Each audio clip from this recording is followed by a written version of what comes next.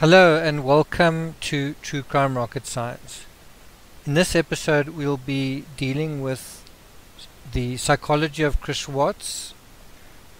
We've already gone through the narcissism narrative and the sociopathy discussion. Both those episodes basically dealt with what True Crime Rocket Science doesn't agree with, right? So both of those videos were really about debunking what others have been saying. And it is always important to, if you're going to criticize something, if you're going to tear something down, then you should at least have a theory or hypothesis on what the thing really is. If it's not X, then what is it? And so this video is about that. It's about addressing his psychology. And you should bear in mind, some people have sort of said, Chris Watts did what he did not because, it couldn't only have been because of finances, or it couldn't only have been because of Nicole Kessinger, or it couldn't only have been because he was an introvert, or it couldn't only have been because of his personality. And all of those things are true, but none of these videos can be about the whole story. It's just, that's what my books are for. If you want to get the full story, then go to the books. The videos are dealing with one specific aspect, right? And so in this aspect we're going to be dealing with introversion.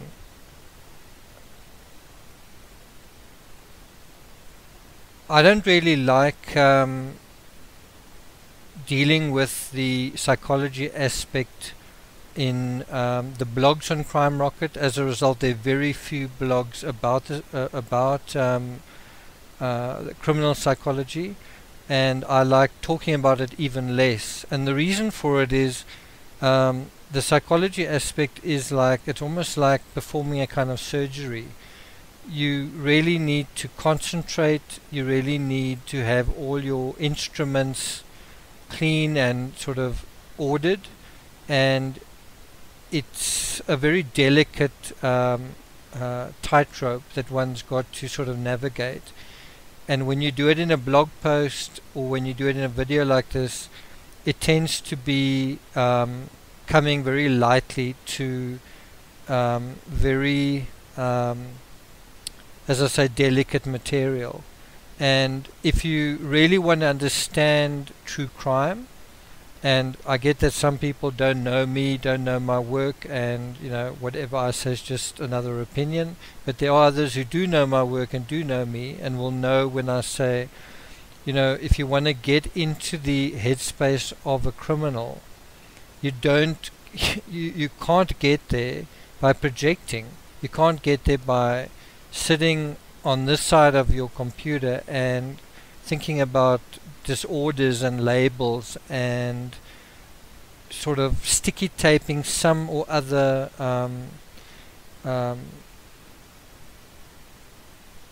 stereotype onto whoever the criminal is, whether it's Chris Watts, Jody Arias, whoever. You are instead of figuring out who these people are. Isn't that why we're here? Isn't that why we sort of discussing the case, talking about the case, trying to figure it out, trying to understand what happened, why it happened, how it happened, all that kind of thing. But you can't understand that if you are imposing your own bias onto it. In other words, if you are projecting or transferring your own attitudes kind of onto this case, and whether it's this case or any other case, if you're not letting the personality speak for themselves, then you aren't going to understand it. You're simply going to be understanding it through your own experience, and that's not understanding it. And so one might say, well, aren't you doing that too? You know, no matter who it is, isn't somebody going to be just automatically by default, you know, projecting their own filters onto it? You know, isn't that inevitable? And the answer is no. There is a way around that. There is sort of a work around that, and how you get there is by trying to, and it's something you consciously need to do, so where you try to put yourself in that person's shoes, right? And that's why I say it's such a delicate process, because it requires you to let go of yourself and let go of your preconceptions, and that's one side of it. So first of all, you've got to be prepared to do that. The second part is where you start navigating into this other character.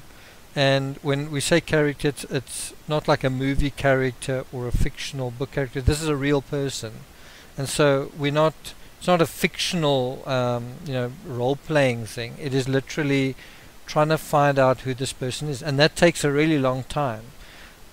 You might wonder why do there need to be 10 books on the Chris Watts case? And I think some people think that in a way shows that for example, my work must be amateurish. You know, surely you could have written one book and then that would have dealt with it. But part of the process of the 10 books is getting closer and closer and closer to finding out who these people are. And you know, on the main page of CrimeRocket, there's a sort of a mission statement saying the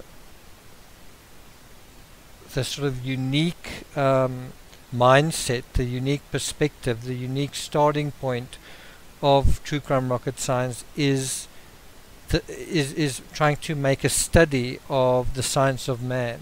Obviously, it's the study in this case of the science of the criminal man, and in some cases woman. But the point being, it's the study of people, specific people in specific scenarios, and trying to see what they are doing, what the dynamics are, and then from that perspective looking back at ourselves and saying, how are we like them?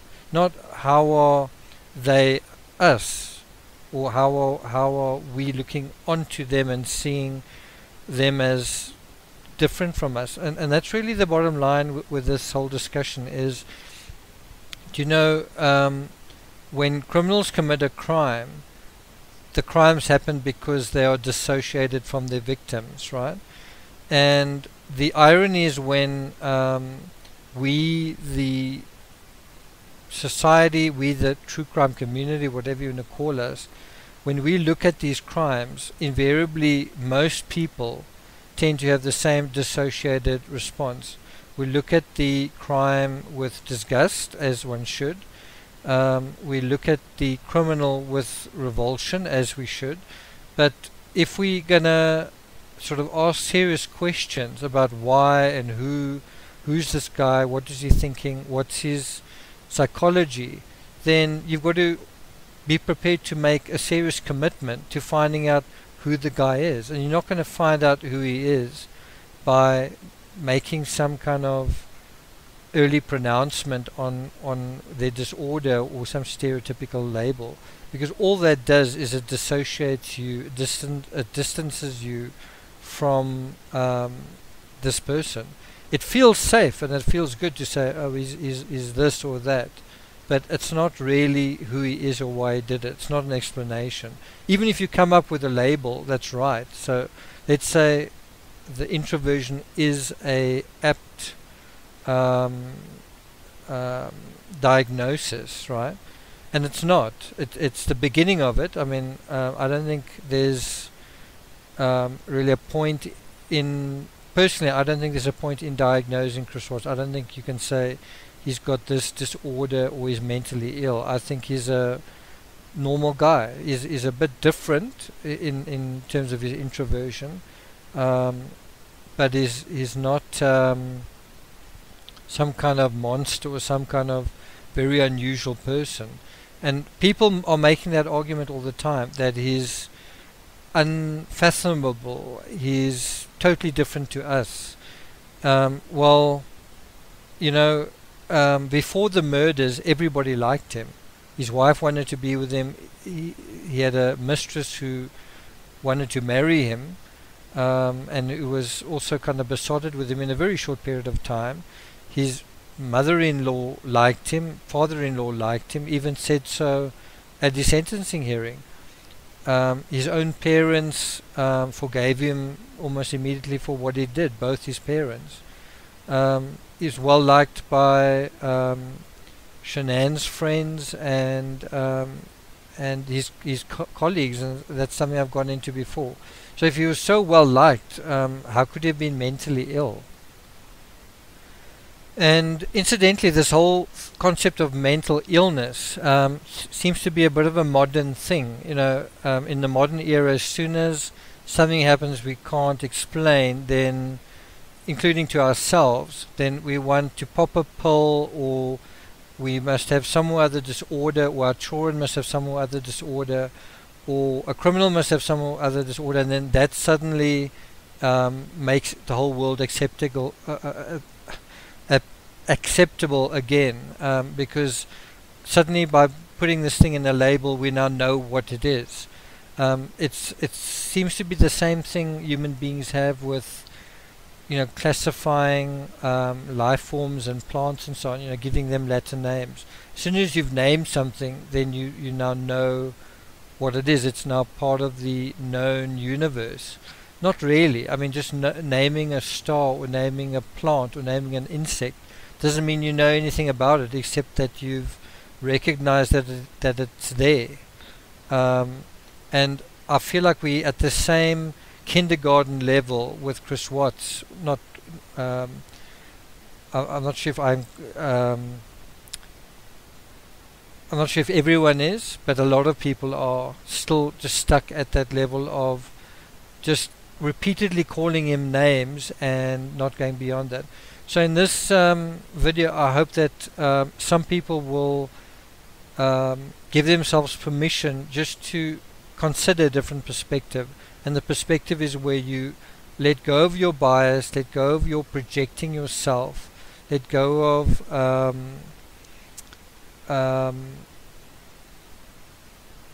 your own transference, and try something else for a while, which is to walk a mile in Chris Watts' shoes. And when we do that, and it's quite funny, you know, when I do that, from certain, I think, amateurs in true crime, I think they mistake that for one is sympathizing with the killer. One is basically saying, oh, you know, I understand why he did this, that means I like him, or I'm sensitive to why he would have thought this, that must mean I'm on his side, or I understand why he committed the crime. It's not about that. It's trying to find out who the person is, and through that why he did what he did. And once one navigates that road, that doesn't mean you're saying, I really like this person, or I really support what they did. It's basic true crime where you're saying, we try and understand why this guy did it, and now we do. So, but how can you then be criticized through understanding that you are now, you know, on that person's side? It's just, you know, it's just a basic violation of the basic argument. In any event, you know, I've spoken 14 minutes now just about, you know, getting us to the point where we're now going to be prepared to figure out this idea of the psychology. And when we do, what does it feel like when we in his shoes? And what it is we simply look at him and we sort of wonder how and why he's reacting in a way that actually makes sense and that resonates. In other words, in his world, why is he doing what he does and it makes sense? Not does it make sense to us in our world and does it make sense to us? How does it make sense to him in his world, right? That's what we're trying to ask. And before we get to that, please subscribe to this channel, like, share, leave a comment. If you've got a different view, you're welcome to share a different view. Just do so in a respectful way. And there's no problem with a dissenting view as long as you can communicate it in a thoughtful, intelligent way. Okay. And now, without any further ado, let's get started. Okay, so this episode is Chris Watts and the psychology of the introvert. And part of the psychology of this episode and of the blog post I wrote in June 2019 was not just to say, well, let's try and get into the psychology of the introvert. Like I said, you've got to personalize it, and it's a delicate exercise, and the only way you personalize it is when you make it personal, and which is why in the particular blog post, part of fathoming the psychology of Chris Watts and the psychology of the introvert means fathoming your own level of introversion. So in order to understand this whole concept of introversion, which we think we do, we think we understand, we think we can snap our fingers and we know what you're talking about, but that's the difference between a YouTube episode and a blog post and a chapter on the subject and books on the subject. When you spend time with something, you find out how little you know and then how much you can know. And so when we deal with this whole concept of psychology, it's important that you test yourself. And by testing yourself, first of all, what you're probably going to realize is, guess what?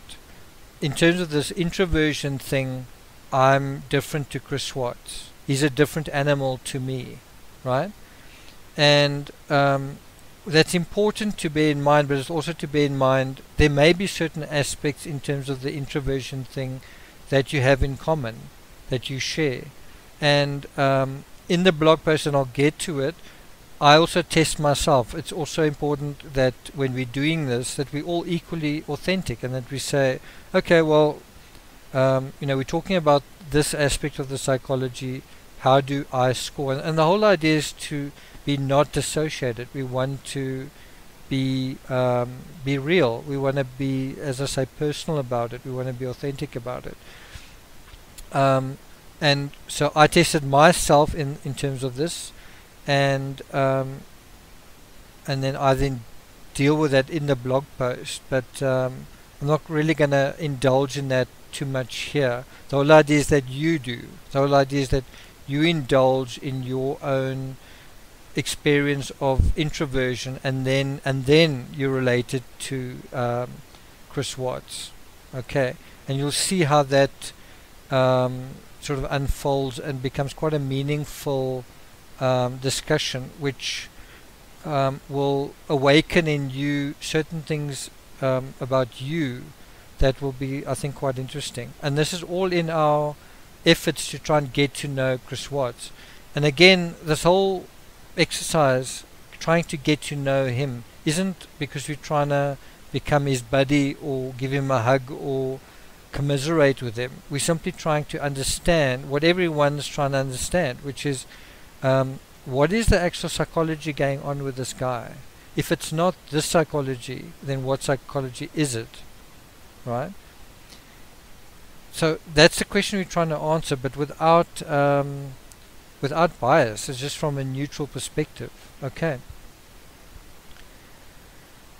So we begin that journey by saying, or by observing, Chris Watts, and whenever we do observe him, doesn't he always seem like a fish out of water?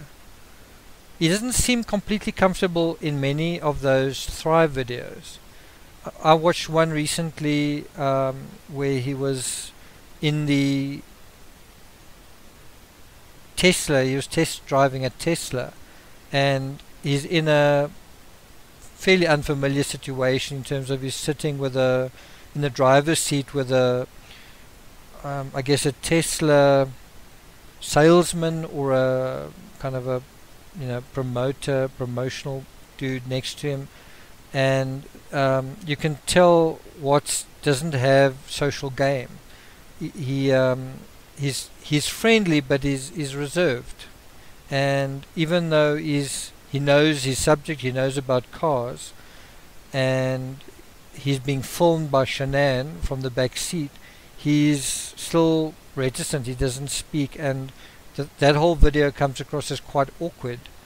And that's what's in his own world. He's driving, is in a car, he's a mechanic, former mechanic, and yet he still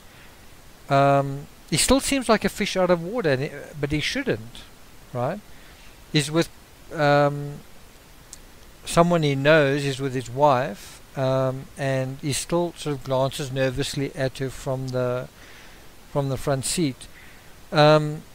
Even, in the sermon on the porch, he's not comfortable. He's trying to appear comfortable, but he's not comfortable. Although he's in his shorts and sandals and he's trying his best to act casual, he doesn't put it off. We see him folding his arms, and he sways from side to side. He's really not comfortable when he's in situations like this. And in all his interrogations, he seems more focused on trying to appear normal, which of course makes him seem even weirder. I mean, in the situation where everyone is thinking, did you kill your family? Here he is trying his hardest to appear normal. That is the sort of weirdest and most effed up thing, of all. What we expect is to see grief, remorse, some kind of emotional reality, and instead everything is based on trying to appear normal. And in a interesting way, this isn't that abnormal. If we look at people like Jodi Arias, Scott Peterson, I want to mention a couple of other people. Do I or don't I? Do I want to court more controversy than I really want to in this post? Anyway, let me mention Amanda Knox as well. All of these people are trying to appear normal in their respective situations, and as a result, all of them just seem really, really odd. All of them seem like oddballs, right? And that tends to be a clear indicator that someone is guilty, that's trying to appear normal, trying to appear nonchalant. So in this respect, Chris Watts isn't that strange.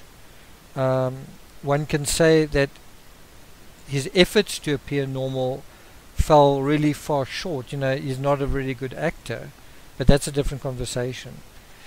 Now that he's in prison for the rest of his life, he appears and sounds more relaxed and more comfortable than we've ever seen him. It's almost as if an actual prison is a sort of natural psychological home for him, a place where he can truly be himself. Not so much enjoy himself, but just be himself. And I think there's some reality in that. There's a genuine aspect in that statement. And what I mean is, some of us keep ourselves in our own prisons. We don't let ourselves enjoy ourselves. We don't let ourselves be uninhibited. We sort of keep ourselves under strict control, under strict, we sort of monitor ourselves. And so Chris Watts is that kind of person. He also keeps himself under a certain kind of control, and so by being in prison, he's almost at home. I mean, he was in a prison in his marriage. He was in a prison in terms of being torn apart, but in terms of his affair with Kissinger, which he couldn't acknowledge to his wife, and being sort of stuck in a marriage with Shanann, but being unable to extricate himself out of it. So being in a prison for what is a normal situation, being in a prison of debt for him was normal, right? And now we sort of graduate a little bit towards the introvert psychology.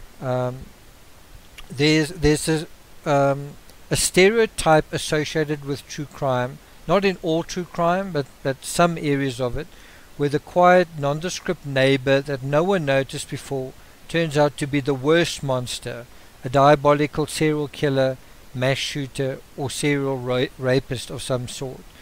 And in this respect, one can highlight some of the most diabolical and murderous Americans in true crime history, right? There's Adam Lanza, a unassuming, almost sweet, gangly kind of weakling, a very, very introverted, maladapted, socially awkward teenager, right? The kind of guy that's just invisible, the kind of guy that never says anything, the kind of guy that ended up just sitting in his room for months playing computer games, never seeing the light of day, sitting behind his computer, and ultimately went and committed one of the worst mass shootings in American history, Sandy Hook.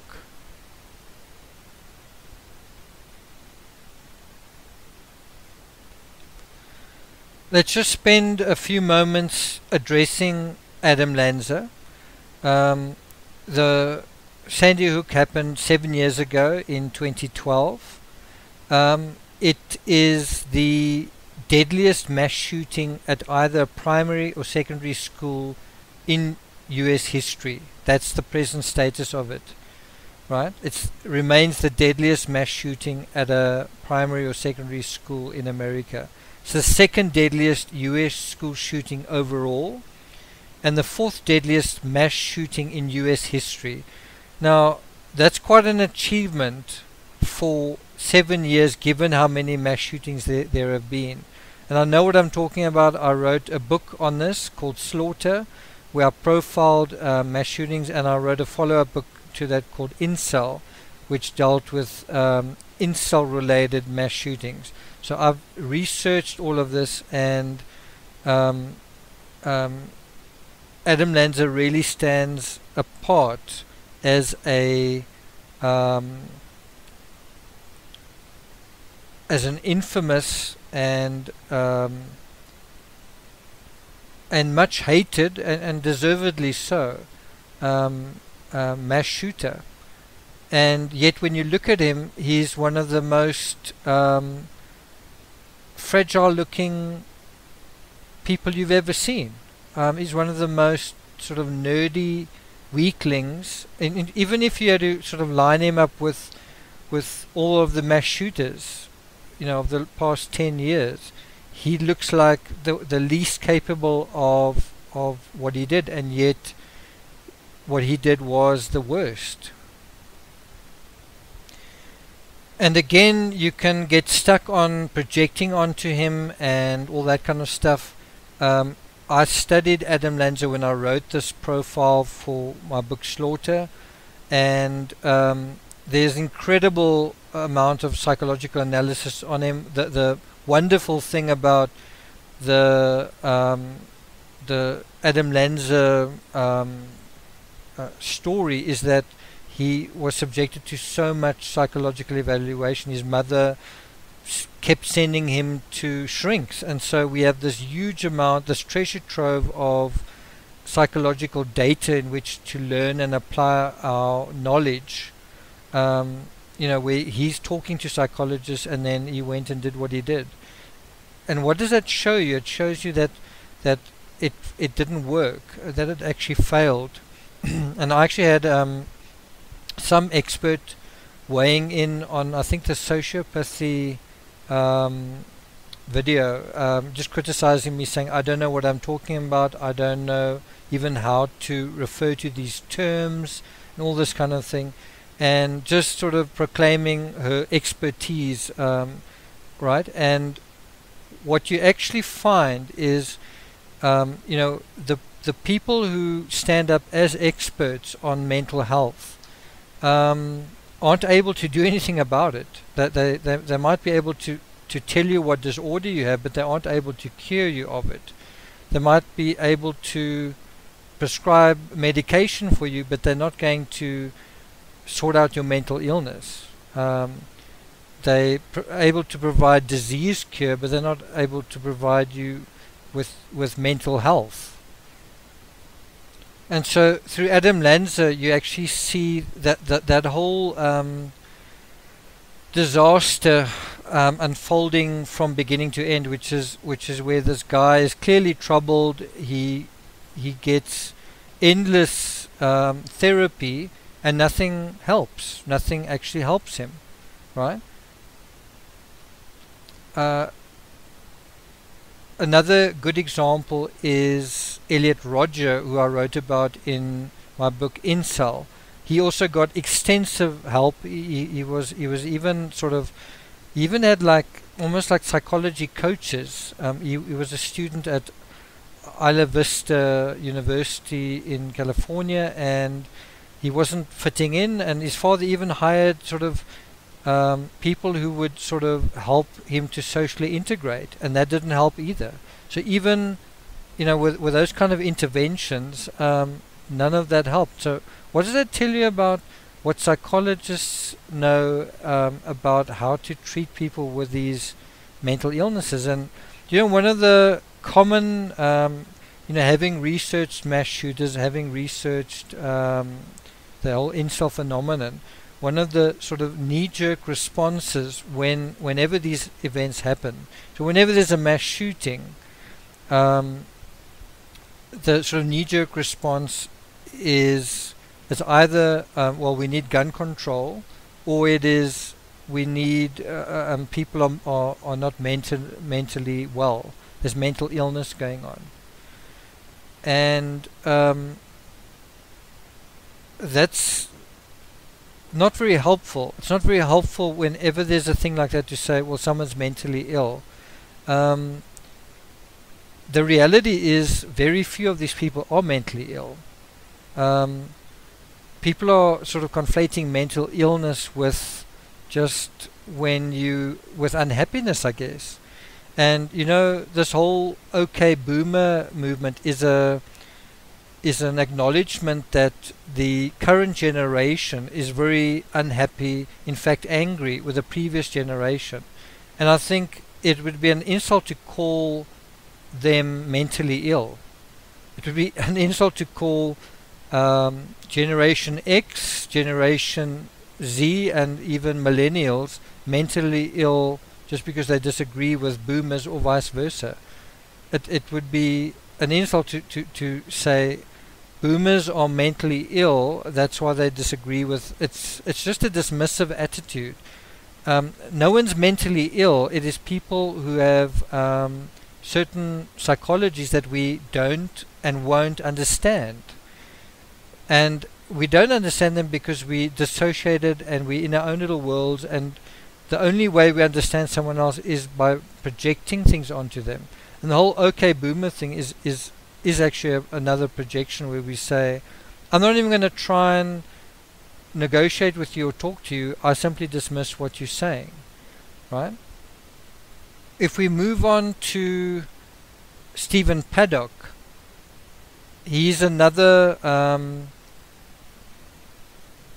mass shooter who sort of wins the accolade of being the deadliest mass shooter in American history. And this is now, if Adam Lanza wins the award for deadliest, you know, at school, at a primary or secondary school, Paddock wins the award for the deadliest mass shooter bar none, like overall. Okay, just to recap, Paddock committed his crime in Las Vegas in 2017, 2 years ago. He opened fire into a crowd of 22,000 concert goers. He murdered 58 people, that's including himself, and there were 851 injuries, 422 by gunfire, right? And if you go on to the Wikipedia page, and the only reason I reference Wikipedia is because it's generic. It's basically supposed to be a average, unbiased, kind of obvious source. You know, it's sort of just your vanilla version of information. And if you go to the investigation subheading on the Wikipedia page, you get a little bit of diagnosis on Paddock, which is that he was obsessed with cleanliness, that he possibly had bipolar disorder, so that's the disorder that he's suffering from. A doctor offered him antidepressants, but he only used anxiety medication, and then you think, oh, maybe it was the medication that did it. Well, he was actually fearful of medication and often refused to take it, so that's not going to cut it either. A doctor described Paddock as odd and showing little emotion. Does that ring a bell? Hello? Hello? Do those words, odd and showing little emotion, ring a bell? Well, they should. And if you are wondering what's going on with Chris Watts, and you're wondering what's going on with Adam Lanza, and you're wondering what's going on with Paddock, maybe you should wonder, what does this oddness and showing little emotion actually point to? And you might shrug your shoulders and say, I don't understand this guy. I don't understand what's going on. Maybe he's got some disorder. Maybe it's time we paid attention. Maybe it's time, you know, as incredible as it is, when you look at a guy like Paddock, the official version is that people don't know what his motive is. The official version from the FBI and of the media, and it's all over the media, is that they don't know what Paddock's motive was. Same as Chris Watts, same as Adam Lanza, and it's almost like, and this is again is the failure of psychology, and again this expert that was sort of attacking me on that video, no, you're not a forensic psychologist, you're not a doctor, you haven't studied it. Well, I have written 94 books on true crime, so I do think I understand something about the criminal mind, right? And it seems when a mass shooter doesn't write a manifesto, when a mass shooter doesn't leave a suicide note saying, I committed this crime because, then nobody knows why, nobody can figure it out why. And it's incomprehensible that society has become so stupid. Do you know what the suicide note is of the mass shooters? The mass shooting. The mass shooting is the canvas. It's the painting that they're drawing to writ large their disaffection, their alienation. That is their suicide note. The fact that they're committing suicide is totally different to someone who's committing murder. It is saying, I'm so angry with the world, I'm so disaffected, I'm so humiliated, I'm so unloved, that I'm going to commit suicide, but I'm going to get you back. I'm going to get my revenge on all of you for doing this to me, or whatever it is. So this Wikipedia post also refers to psychologists that have noted a distinct similarity between Paddock's demeanor and the psychological construct alexithymia, which might have modulated his decision to conduct the shooting, given its association with mass murders throughout history. I don't even know what that means. This is referring to psychologists, and I really don't even know what they're talking about there. And if you go to alexithymia, whatever, it's described as a personality construct characterized by the subclinical inability to identify and describe emotions by oneself or others. The core characteristics of alexithymia are marked dysfunction in emotional awareness, social attachment, and interpersonal relating. And I find this so ironic because this whole diagnosis of Paddock, which I don't agree with, is basically the diagnosis that people are suffering from, for example, in the Chris Watts case. It's the inability to identify and describe emotions experienced by oneself or others, right? In other words, it's we are the people who have the inability to figure out what's going on in the emotional world of somebody else, in this Chris Watts. It's our inability, it's not his inability. When he committed the crime, he had a emotional reality and a interiority that is alien to us. And we look at that and we say, no, well, he can't describe it. But the reality is we can't describe what's going on in his world. And I've already provided an explanation, and that is, it's not as that Chris Watts didn't care about what he did to his family. I'm sure he resigned himself to it and he premeditated it and so on. But after he committed the crime, I'm sure there was some feelings of shock, and one can even call it trauma.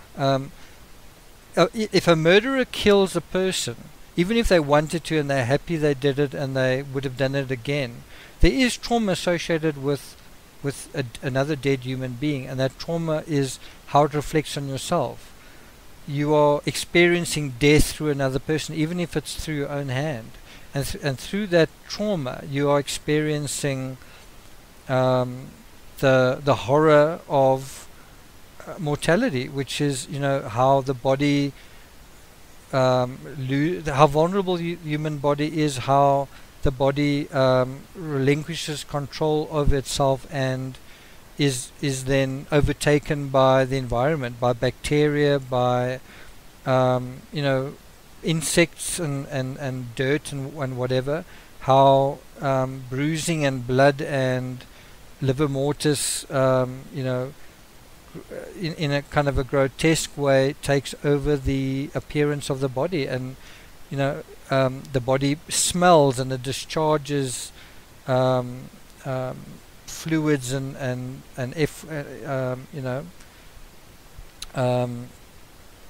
feces and all that kind of thing, and it's an unpleasant business, and it is a shock to first-time murderers. It's not actually even funny. The whole thing is something that the murderer doesn't want to think about and doesn't want to be triggered when they're on camera or when they're talking to someone. They want to hide the fact that they've been traumatized. And traumatized may not be the right word. You might say that they've been deeply affected by it, or that they've been that images have been burned into their brain. If that's going to make you feel better, but the point is they are affected by it. And there's a difference between the debate between, are they affected by, they killed this person, or maybe they're not sad about it, but they are definitely affected by what they've done. I've seen interviews with Amanda Knox where, and again, irrespective of whether you think she's guilty or innocent, where she's talking about Meredith Kirch and she keeps touching her neck. I can't remember if it was with Diane Sawyer or Chris Cuomo, but she's talking about Meredith and she keeps sort of touching her neck and occasionally swallows as well. It's almost as if she's reliving the visual of the stab to the throat and all that kind of thing. If we come back to Paddock, I remember there was some hysteria around, like people were trying to figure out why Paddock did what he did, and the the cacophony got so sort of raucous that it eventually sort of went down the road of that people wanted to study his brain, that his brain pathology would might show some kind of contribution, and that literally happened. Paddock's remains were sent to Stanford University, and they did an extensive analysis of his brain, and guess what? Stanford pathologists found no abnormalities present in his brain. And again, what that shows you is the failure of modern society when it comes to simple psychology. We are living in a society now that doesn't understand itself, that's disconnected from itself, that's fragmented, and if you are fragmented in terms of yourself, you have no hope in hell in figuring out even simple true crime cases like Chris Watts. You don't have a hope in hell.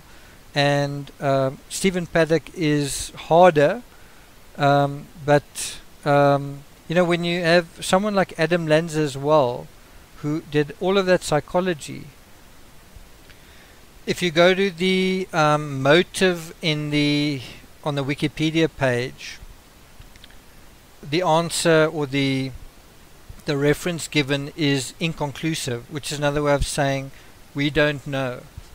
So here you've got the worst shooting in a school in American history, and people don't know why it happened, and the psychology is not providing an answer. And when we go to that psychology, what's incredible is you had a report of the Office of the Child Advocate, and that tentatively disagreed with the conclusions of the state attorney about why Lanza targeted Sandy Hook. So you kind of had the FBI and the Office of the Child Advocate disagreeing with one another. The two sort of primary authorities, the one is sort of expert at investigations, the other expert in child advocacy, not being able to agree on what happened. And so again, when I read this, bear it in mind in terms of Chris Watts, right? In terms of what we've been saying at True Crime Rocket Science from the beginning about Chris Watts as well. Just bear in mind there's a link between the psychology here and the psychology of Chris Watts. Are you ready? This is from the report of the Child Advocate, and I quote, "There was not one thing that was necessarily the tipping point driving Lanza to commit the Sandy Hook shooting. Rather, there was a cascade of events, many self-imposed, that included loss of school, absence of work, disruption of the relationship with his one friend, virtually no personal contact with family, virtually total and increasing isolation, fear of losing his home and of a change in his relationship with Mrs. Lanza, his only caretaker and connection." Okay, Mrs. Lanza is his mother. "Worsening OCD." OCD, does that ring a bell? "Depression and anxiety, profound and worsening anorexia, and an increasing obsession with mass murder occurring in the total absence of any engagement with the outside world. Adam increasingly lived in an alternate universe in which ruminations about mass shootings were his central preoccupations." Now, what should have happened when you heard that was certain things should have linked in your mind to Chris Watts. Certain things and then certain things not. And that's intertextuality for you. Now, I can look at that paragraph and one word stands out, and that basically is the reason why Adam Lanza committed this crime. That one word is the motive, that one word is the full and final story of Adam Lanza, and that is my challenge to the FBI and the report of the Office of the Child Advocate. That's the motive, and I provided it. It's also the same motive with Stephen Paddock, and that same motive works through all of the profiles that I addressed in Slaughter. And to be honest, I was shocked when I wrote the book. I thought this was going to be a very difficult book to write. It was very difficult to write, but the motive was probably the easiest aspect. What was very hard to write was sort of reconstructing very, very complicated crime scenes and sort of going through. It's not just the killing of one person. It is going through the killing of each person one by one, and then doing it with one mass shooter at a time. That was the hard part. The easy part, as it turned out, was the motive, and this could very easily be profiled across all of the worst mass shootings in U.S. history and some of them abroad. I also profiled James Holmes and the Tsarnaev brothers, the Boston bombers, and in all of the cases the motive was the same. There's the same motive and mechanism. The mechanism that the motive then took. I'm not going to provide it here because, again, one needs a sort of a sober appreciation of the facts, and you need to anchor it in backstory and so on. The bottom line for me with Adam Lanza is that you have a situation where Lanza had mental health treatment, right? So a lot of the arguments are that Chris Watts should have had also, he should have been assessed for his mental health, and what is his disorder, and that's the problem, is we don't know what that is. That's not the problem. The problem is that we think that everything is mental illness, where the actual mental illness is actually ours, and our failure to know ourselves, right? And then also because of that we have a failure to know someone else. We have a failure to look at what somebody else does and then say that's what's going on with that person. And where's this problem coming from?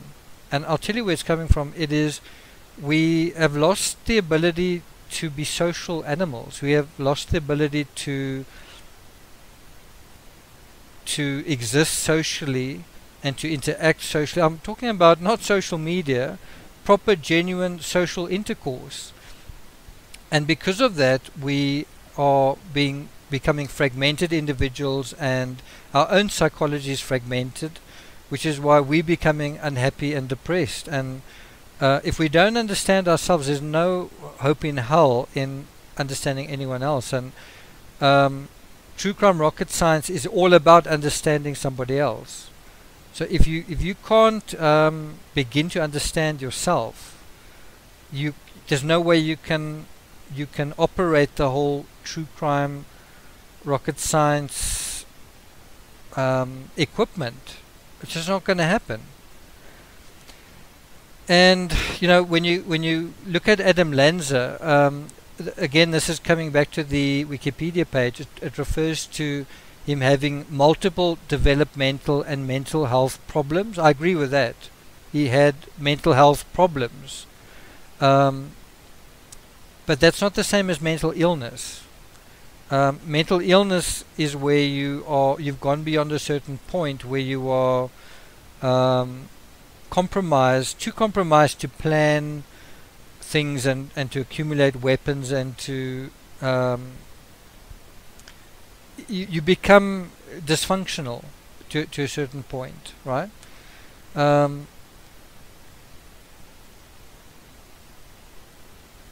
so in the Wikipedia page it refers to the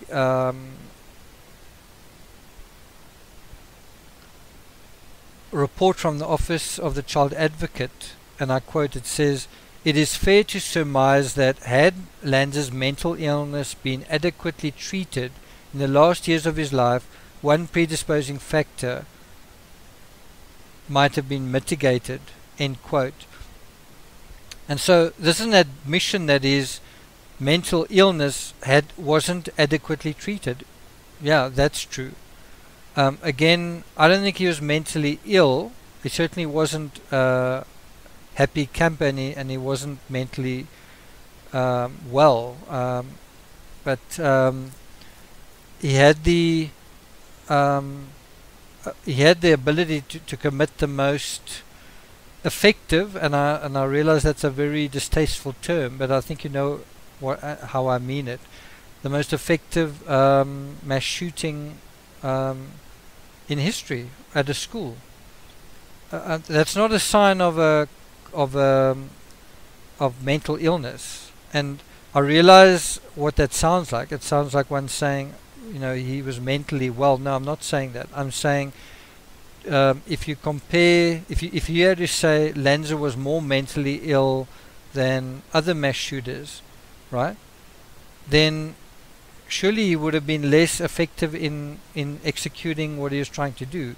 Bear in mind, it's a premeditated murder, right, and he's set a goal and he's targeted people, and then he went out and executed it. If he had been mentally ill, he wouldn't be able to execute it. I'm talking about acute mental illness, right? I don't know if you're following my argument. I'm certainly not saying that what he did was someone who's in perfect mental health. I'm not saying that at all. He committed suicide at the end of it, so he was psychologically distressed. But I don't want to dismiss it as mental illness.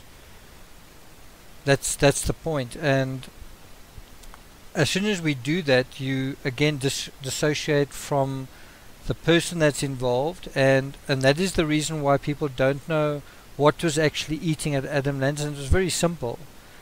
If his mother had known this, she would have known how to deal with it. If Adam Lanza had known this, and I think he sort of did, I think he was a bit too young to sort of put that in a nutshell and say, I need to deal with this aspect of myself. And if he had, things would have been better. And by the way, this aspect that I'm not revealing in this episode is something that is affecting more of us. It's affecting our society. It is the reason why many of us have sleep disorders. It's also the reason why many of us are interested in true crime. It's the same blight on society, and we're interested in true crime because this thing that we can't articulate resonates with us, and we find it resonating in the disquiet of true crime.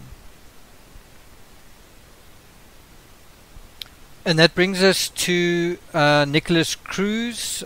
He's responsible for the deadliest high school shooting in United States history. And again, just like Adam Lanza, when you look at Nikolas Cruz, he's a gangly weakling, he's an oddball sort of fellow. He's got sort of a pale, nerdy sort of appearance, and now this guy's responsible for the deadliest high school shooting in American history. And once again, police and prosecutors don't have a motive. Now I can tell you, I covered Nikolas Cruz in Slaughter and in Incel, and I don't know how many people are aware that Cruz did have ties to the Incel movement. In the aftermath of the Parkland shooting at Stoneman Douglas High School, President Trump spoke about mental illness. Mental illness, as uncomfortable as that sounds, isn't the reason why this kid committed this crime. It's comforting to think that that is why he committed the crime, and it's comforting to think that's why all the mass shooters committed the crime, but it's not the reason. And there's a clip, I'll try to find it, but there's a clip where Nikolas Cruz is in court and a very attractive judge is talking about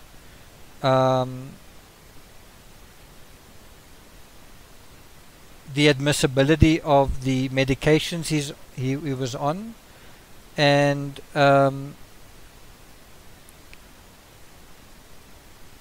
I think Cruz was sort of petitioning to not be present in the court, and the judge, I think, didn't want that to happen.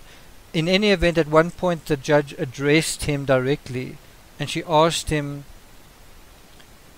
are you aware of like what's going on? You know, are you aware of you know, what we've been discussing? And Cruz was quite forthright, very sort of casual, very plain in saying he understood exactly what was being said, and he wasn't compromised in any way. He understood the implications of everything. So him standing up for his own psychology, he was very clear to say that he was very clear-minded. And you can watch that and say, well, no, I actually think he's mentally ill. But bear in mind, a mass shooter like James Holmes got off the death penalty because his defense was mental illness. So you could easily argue, if you want to get off from a crime, mental illness. But is that true, and is that defensible? And I covered James Holmes in Slaughter, and what's fascinating and troubling and terrible about that particular case is James Holmes was a very clever kid, and he used the whole psychology thing to kind of get himself off the hook. He basically went to see a shrink before he committed the crime, and then I think he emailed or he posted a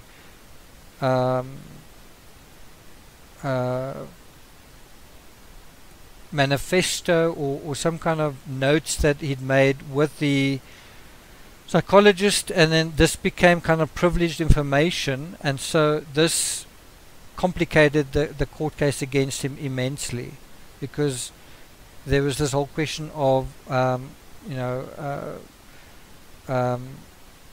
client privilege in terms of what he'd said to his psychologist, and this really helped get the notion through that he was mentally ill. So when it came to James Holmes, one juror was opposed to sentencing Holmes to death because of his mental health issues. Now, whatever you may say about that, that case, the failure, you've got this guy who shot to death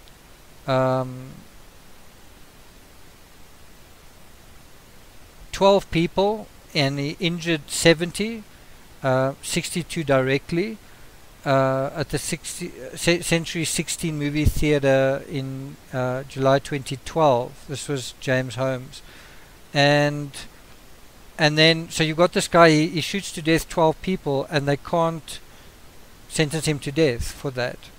And this really discouraged the Colorado legislature. You know, if you going to have one juror holding out in a sort of theoretically slam dunk case like this, then what is the point in having death penalty cases? You know, if it's someone murdering one person or whatever it is, and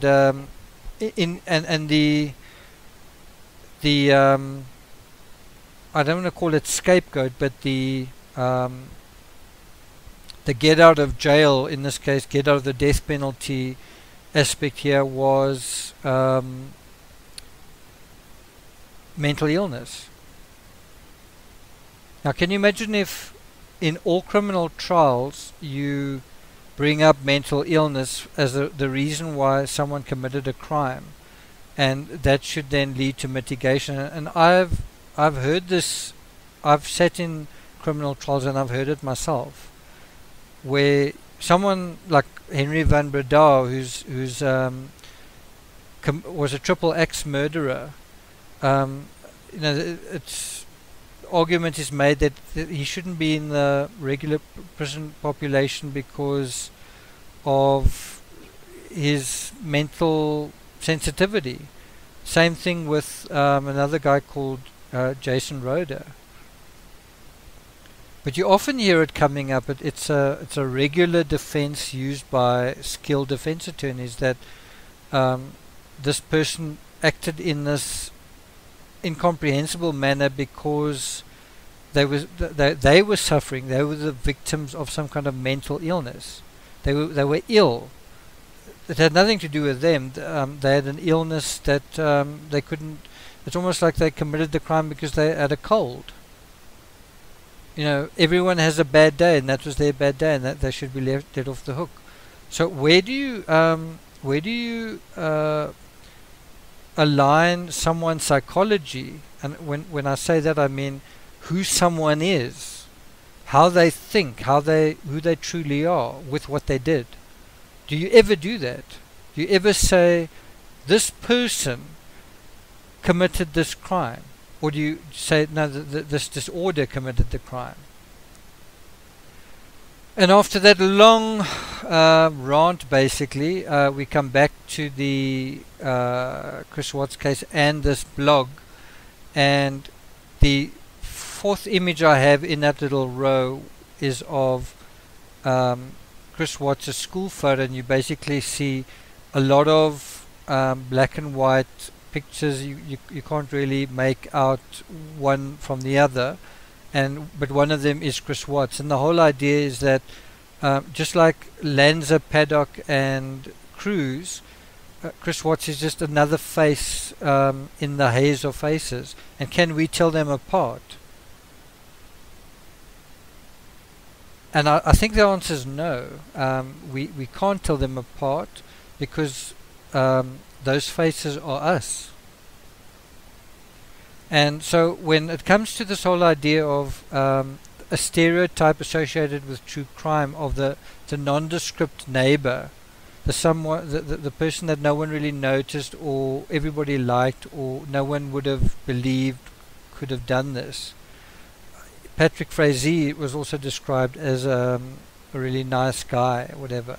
All of them are nice guys, right? And then they commit the most heinous crimes. And the stereotype exists because it's so often true. It's the invisible introvert who's capable of a much deeper and richer inner world than the average person. And so when we translate that capacity to true crime, we get a much darker and much more depraved kind of crime. The Watts family murders are a lot like that when you think about it. Like I said earlier on this blog, I don't like to discuss psychology, not because it's not my thing, but because that's what the books do. That's why there are already eight Two-Face books on this case already, and at the time that I was writing this blog, Oblivion was due out. And there's really good psychological analysis in Oblivion in particular. One of the issues I've been itching to tackle in more detail is the seemingly unimportant issue of Watts' personality. He's an introvert, and that's what I tackle in Oblivion. So what? Question mark. So what? So what about introversion? Not so what. It's a major personality type, and it's a major defining trait of this particular murderer, whom no one can understand and who did something no one can explain. That's really the final word on this case. No one knows why, and no one will ever know.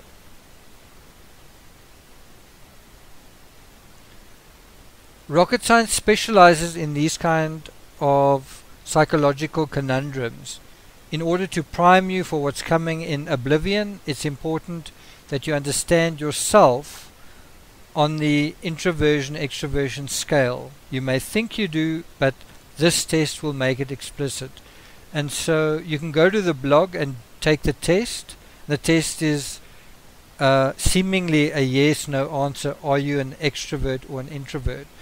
And what's interesting is there's also a middle ground. You can also be an introvert and an extrovert. In other words, you can have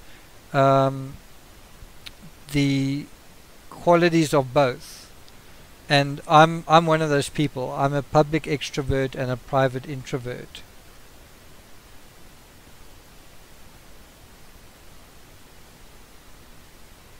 I'm not going to go through the test that I did. If you're curious about it, you can go to the blog post and read about it. But I do want to encourage you to take the test, and that will also help you to think about Chris Watts in a more genuine way and in a more connected way and in a less fragmented way. Personally, I think the litmus test for extroversion and introversion has to do with how one deals with being alone. I have mixed feelings about it. I want my space, but I also feel lonely at times. Can you be an extrovert and an introvert at the same time? Clearly you can be. And so that already provides us with a little bit of insight into Chris Watts. He was an introvert, but through his relationship with Kissinger, he was becoming less introverted. I wouldn't even say he was becoming an extrovert. I would simply say he was becoming less introverted. At the same time, I would say through his marriage with Shanann and through her controlling kind of personality, perhaps even due to Thrive, Shanann was becoming more extroverted, and within the marriage, Chris Watts was becoming more introverted, and unwillingly so. He didn't want to be as crushed in as he was. He didn't want to be as controlled as he was. And it's through this introversion narrative that we really can understand that dynamic on its own terms. Do you agree with that? Through the perspective of the introversion, we get a really nice neutral sense of the gyres and tides, the sort of emotional tides and dynamics that were working on these individuals. And we're doing it in a very neutral way, in a very non-specific way, but in a way that works, that resonates, and that's not us projecting ourselves into it. Do you see how the mechanism plays out? So to return to this blog post, I was just saying that the litmus test for extroversion has to do with how you deal with being alone. In the Watts case, being alone does emerge as a kind of a test. We see what Watts does when he's left alone for 5 weeks. We see what he does when he's not home. We also see how Shanann tolerates not being alone, as well as how she manages people. And this is the value of spending time personalizing these concepts. When we do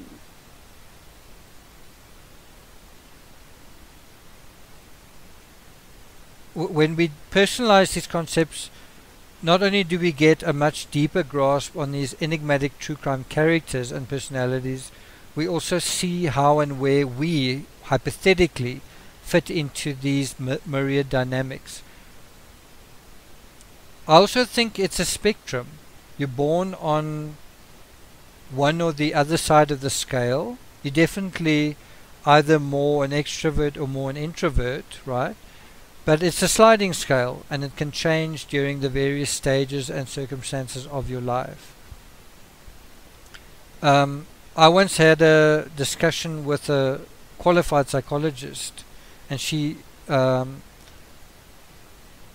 absolutely disagreed with me on this point. She said, no, it's hardwired. You're either an introvert or an extrovert, and I was saying, yes, I agree that you're more of one or the other, but it's a sliding scale, and she was adamant that it wasn't. And my point was that, you know, as you go through different phases in your life, whether you're a teenager or you entering a new phase of your life, whether it's starting school, starting university, starting a relationship, whatever, you tend to be more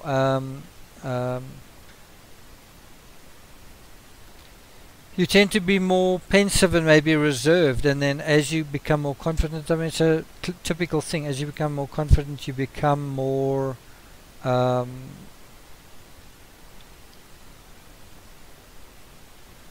familiar and less awkward, and that in a way I think relates to introversion and extroversion.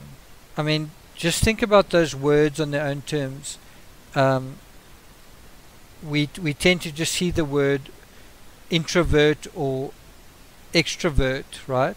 But how about if you take the word introversion and extroversion? We're talking about a version of oneself, and the one is an intro version of oneself, and another one is an extra version of oneself.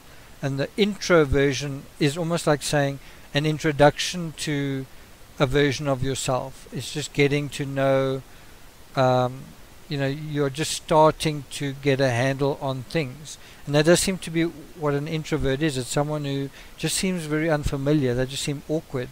They seem like they just getting to know everything, right? But once they do get to know something, they're beyond that introduction phase and they become less introverted, right? And if you take the word extroversion instead of extrovert, and you say it's the version of oneself where there's an extra aspect to oneself, and that makes sense. It's where you are almost coming out of yourself. There's an extra dimension to yourself, and in a lot of cases we would say that's attractive. It's attractive where you are, you know, expanding or whatever it is. But in the world that we live in, that's not always true. An extrovert isn't necessarily a genuine or authentic person. This extra dimension to yourself may be over the top. It may be over dramatic. And so if you look at someone like Shanann, her Facebook posts, you know, was she being a true version of herself, or was she being a extra version of herself? And in that sense, a inauthentic version of herself. And we know in the last days of her life, she was really talking up, you know, just the usual thriving thing. Meanwhile, sadly, you know, her marriage is falling apart. The pregnancy that she was sort of celebrating was actually behind the scenes a moment of crisis. And so her extroverted expressions of this were actually concealing a darker reality. And that's the flip side of the whole introversion extroversion thing. An extrovert isn't necessarily the better version of this. Do you get what I'm saying? And so with the Chris Watts case, we saw, as I say, we saw him become more extroverted in some ways. Again, I wouldn't call him an extrovert, and I wouldn't say he became, I don't really even like the way that I said that he became more extroverted. I think it's truer to say he became less introverted. And but Shanann, as I say as well, it's a sort of default setting, especially when things aren't going the way we want them to. Watch's introversion feeds into his identity, and without exception, we all default to our identities. In true crime, this is especially true, which is why identity is absolutely key to why criminals do what they do. And that's why, in order to understand the psychology of criminals, the why, we need to understand who they are, what their identities are, and we do that by letting go of our own identities, and by letting go of our projections and transference. And if you take Chris Watts, for example, and you think about this guy who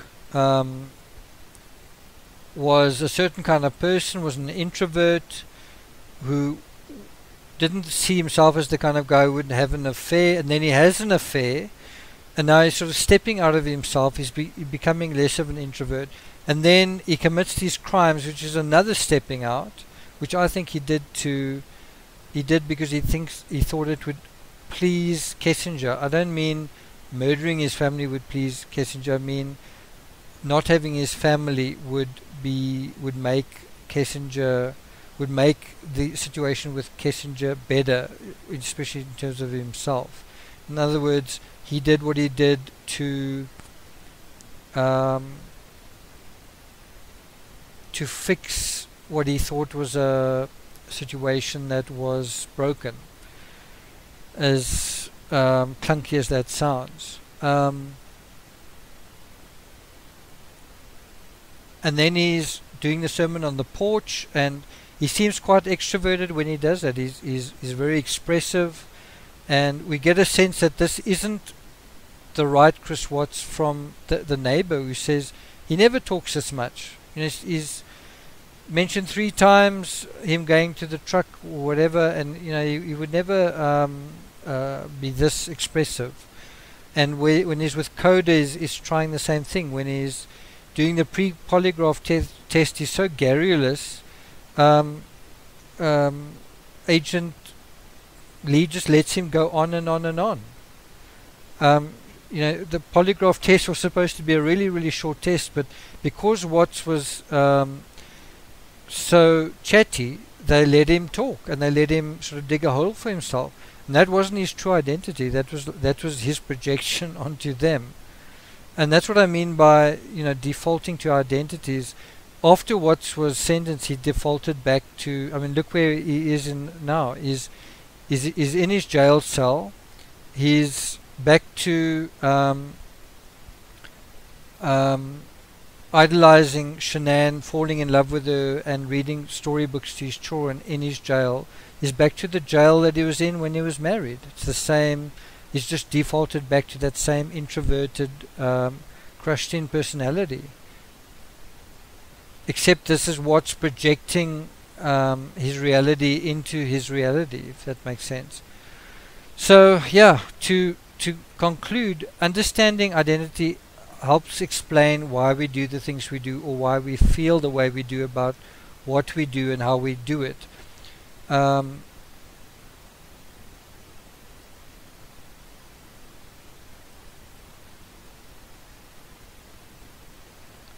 In my test, it refers to the horror of leaving others indifferent, and I think that's part of my psyche, I would say, is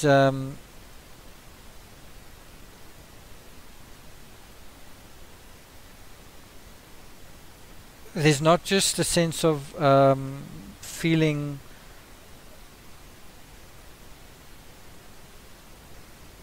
that one wants to have more than a little influence on someone else. It's the horror of leaving someone else indifferent, and maybe that has to do with self-esteem, maybe that has to do with one's parents, maybe that has to do with one's sense of status, I don't know, but I think Shanann felt that a great deal, and I guess in that sense I identify with her, and I don't necessarily think it's a great trait. I think it can be. I think one can ingratiate yourself with others, and I think you can help others sometimes. I think you can maybe try to be effective in a sense, and hopefully in an altruistic way. But ironically, I think Watts felt the opposite way. For example, during his sermon on the porch and Confession 1 and 2. It's as if he wanted people not to feel something, but to feel indifferent. his message to them was basically, Shanann and the kids have disappeared. I'm not sure where they went, but maybe it's not a big deal. And isn't that the psychology of the introvert in a nutshell?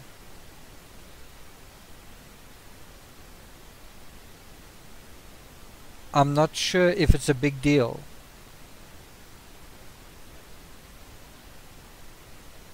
And that is what has been communicated to the outside world. So think of Roy Orbison with his dark glasses on, and he's sort of drawing attention to himself, and he's trying to say, well, maybe it's not a big deal.